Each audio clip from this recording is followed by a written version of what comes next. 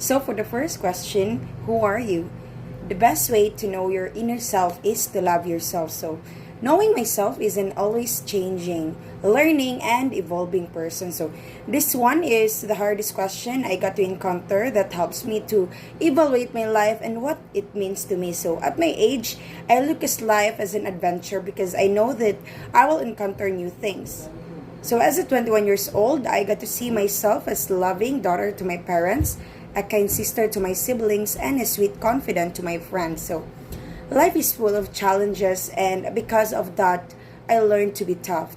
Before, when I was a kid, I always cry every time I have one, when I am left at home, or when things that I want can't be mine. So I always depend to my parents and brother just because I'm still a kid, and when I get into the legal age, sometimes I think of what this being mature feels. Is it good or bad? Or arrive to the point of thinking that what would be my life when no one is around?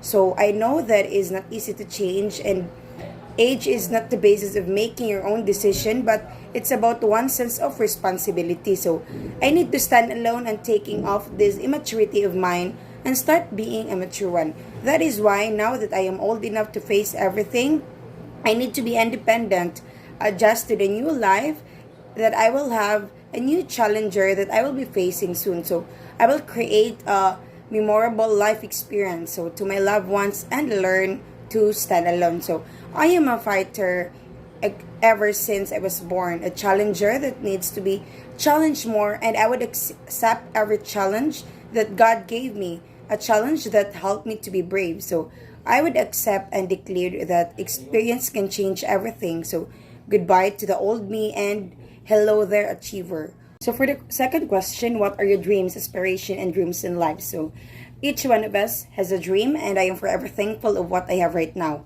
To have an opportunity of getting an education than so many don't have. So that is why I'm using this into right by having a dream to become a successful woman in uniform someday. As someone who can aspire and motivate people with my own stories, I want to be successful so that I can give my families the life that they deserve. It's my responsibility to give them back the things that they give me just to reach my dreams, and right now I am too close to my dreams. Continuing a true responsibility by balancing my studies, work, and social life because it shows how mature and independent you are as a person. So most of all, my journey to my success is the best gift that I can ever give to my parents. So for the first question, how do you handle managing stress? So each one of us has different ways in how they handle their stress. So as for me, when things are not into my control and start being stressed by getting a breakdown, anxiety attacks, the first thing that I do is to calm myself and share my problems to the trusted persons that I have, and eating my favorite food as a stress reliever, and also keeping a positive vibes in my mind and helping myself to easily cope on the situation before it gets worse. So that is in how I manage myself by disciplining yourself.